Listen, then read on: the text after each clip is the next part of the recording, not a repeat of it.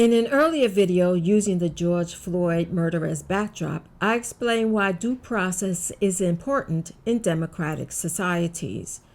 The three reasons being to ensure that everyone gets a fair trial, to protect the integrity of the court, and to respect the dignity of the person accused. This video tells the story of an unassuming person who winds up becoming a change agent when it comes to getting a fair trial. Hello, good people. My name is Janiece. I'm an attorney, educator, public speaker, and author of the companion book to this channel, Dignity, Human Rights in Daily Life, which is going to launch on Cyber Monday 2020. Thanks for stopping by. If you're new to this channel, welcome. After watching this video, I invite you to check out this playlist, and please consider subscribing.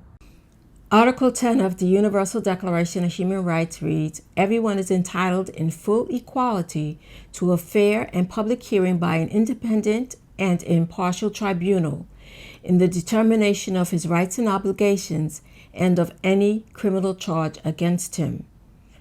I want you to remember the phrase "in full equality to a fair and public hearing" as we travel back in time to 1961 in Panama City, Florida at the Bay Harbor Pool Room, where we meet Clarence Gideon, a drifter with an 8th grade education who ran away from home in middle school.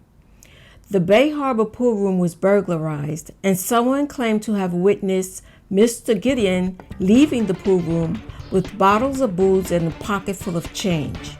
Mr. Gideon was arrested and charged with burglary.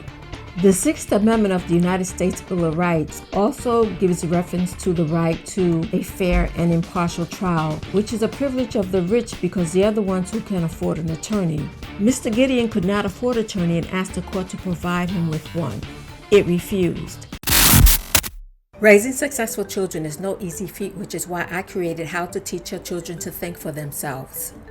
In this course, you're going to get the blueprint for teaching your 7 to 12-year-olds how to think critically using my 4-step process called the SICA Method, which is derived from my experience as an educator, lawyer, and civic leader. During this process, you're going to be guiding your children into becoming critical thinkers and help them understand their place in society. You'll also assess where they are with their critical thinking skills in comparison to where they began. The link is in the description.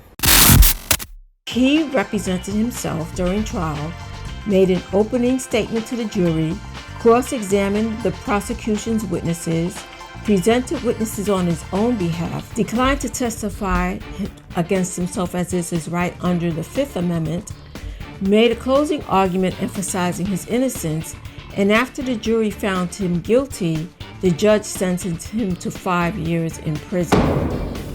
While behind bars, Mr. Gideon spent a lot of time in the prison library and became acquainted with the law.